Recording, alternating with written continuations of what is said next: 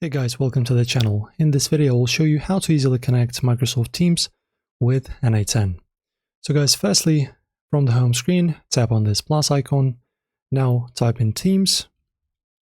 And as you can see, you can choose Microsoft Teams now. Click on that.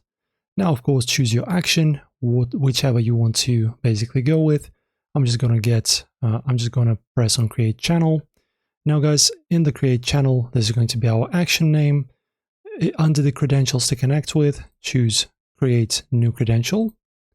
Now choose Connect My Account. And guys, of course, make sure that you have a Microsoft account first before you do this, because if you don't have one, you won't be able to use your Teams in general, let alone connect it to n8n. So now in here, after pressing Connect My Account, press on Accept. Okay guys, and now as you can see, this is very simple. Now our connection is successful and our Teams account is successfully connected to our n8n for our easy and efficient automation in here on the service.